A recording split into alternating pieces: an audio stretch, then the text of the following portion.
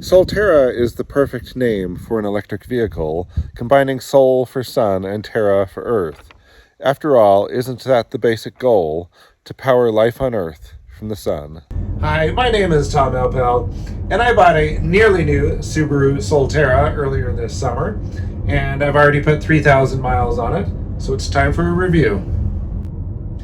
I'm not usually an early adopter, and this is a first generation electric car like the Ford Model A was among gas vehicles. Nevertheless, the Solterra has thus far greatly exceeded my expectations, and it makes internal combustion engines seem archaic in comparison. To begin with, it is essential to understand the limitations of these first generation electric vehicles. Towing a trailer or putting anything on the roof is not an option. It reduces the range so much as to be wholly impractical. This isn't an everything car. Nevertheless, what it does exceptionally well, and we can expect vastly better performance and capabilities in second, third, and fourth generation electric vehicles.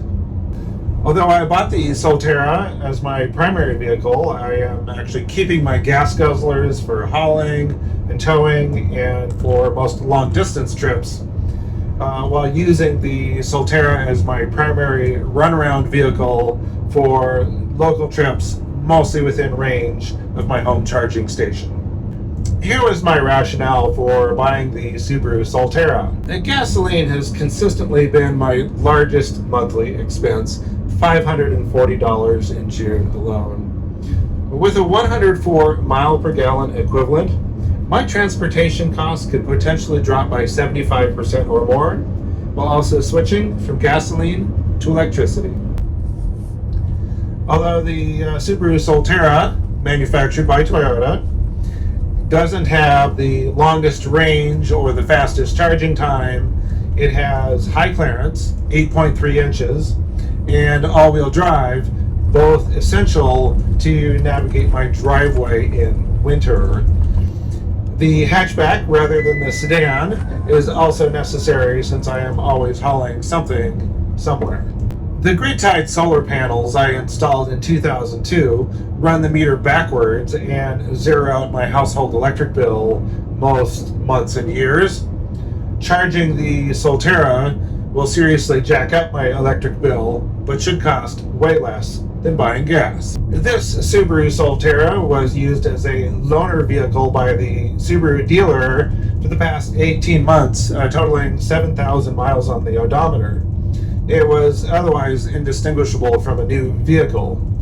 For that, I saved $19,500 off the price of a new Subaru Solterra Limited, bringing the price down low enough to potentially pay for itself in fuel savings.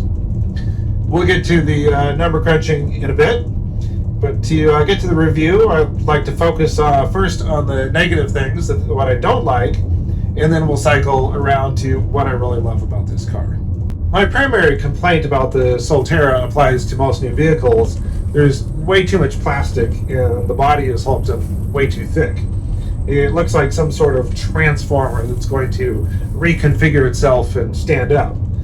From inside the car, it is difficult to tell where the edge of the vehicle is, making it necessary to rely on cameras rather than eyes to navigate around nearby objects. It's one of the reasons that I've kept driving my old car for so long.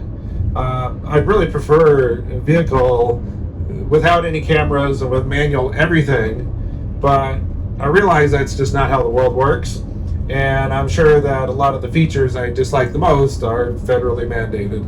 With the Solterra, you can lock or unlock the door with your finger as long as the key fob is on your body. Yeah, that's cool enough, but I find the car is always locking itself when I lean against it or walk away from it, even when it doesn't need to be locked. Like most new cars, phone calls are automatically routed through the speakers for hands-free calling.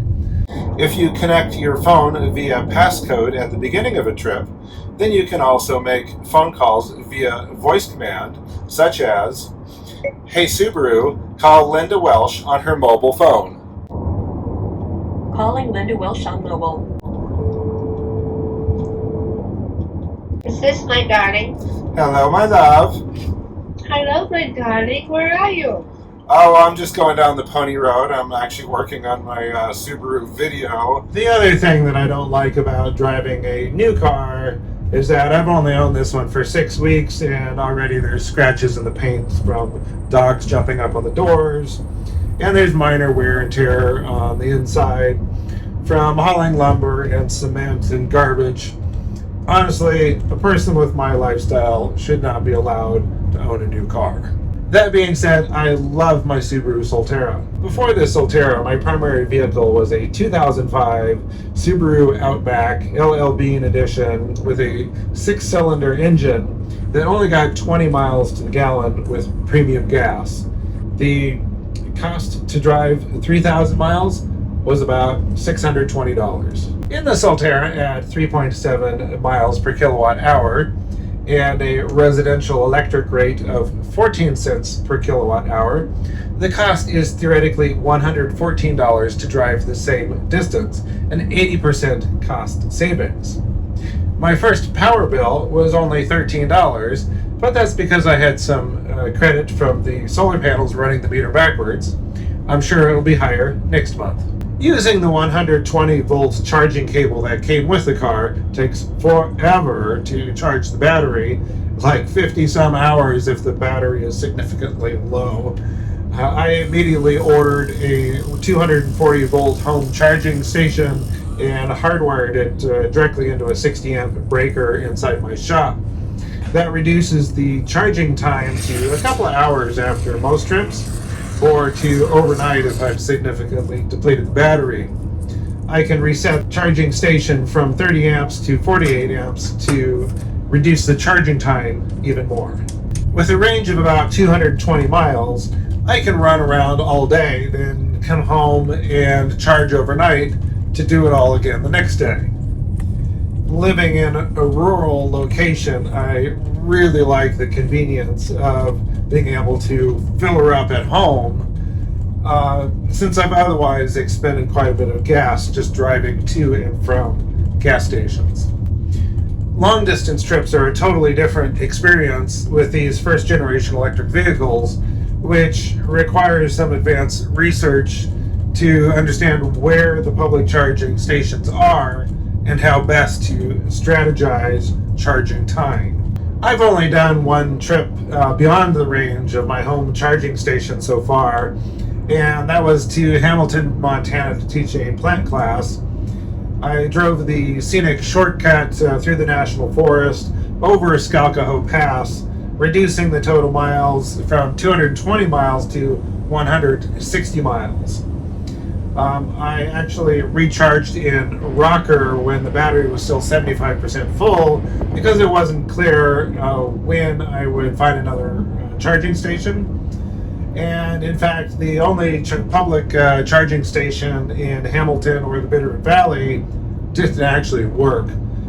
Fortunately, I was able to plug in overnight and trickle charge at the farm where I was teaching, so that I had a full charge when I left the next day and was able to make it home without needing to charge again. I also plugged into the charger in Virginia City, our county seat, while I was in town doing business. And I've heard that some EV charging stations can be as expensive as filling up with gasoline. But although I swiped my credit card in the machine, there was no cost for that one or the one in Rocker, so both public chargers were completely free. When I bought the Solterra, I was looking at it solely in terms of function. Would it reduce my fuel bill and still get me where I want to go? I was surprised to discover that it is enormously fun to drive and really quite deluxe in terms of styling and capability. Even in eco mode, the car has more get up and go than a gasoline powered car, and switching to power mode makes it scary fast when passing another vehicle. Most of the time I drive super conservatively. This is deer country, And you can either drive fast and eat venison, or drive slow and hopefully make it home without the carnage.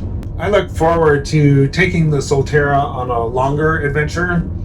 As a rider, the wait time at a charging station actually works great for my lifestyle, but I sure would hate to be in a hurry to get somewhere. Otherwise, the vast majority of my driving takes place within range of my home charging station, making the electric car more convenient than a gas vehicle. Turning on the air conditioner does result in an immediate, significant drop in the estimated range of the car, which could be an issue on longer trips during hot weather. Most of the time I drive with the window open anyway, so there's only been a few scorching hot days where I've needed to use the air conditioner so far. Battery life may be a more serious issue in winter when the car must draw electricity from the battery to generate heat. I will have to do a follow-up review to see how the Solterra handles the cold and how well it navigates my driveway in the snow. I will keep you posted and let you know how it goes. Be sure to subscribe for more, and thanks for watching.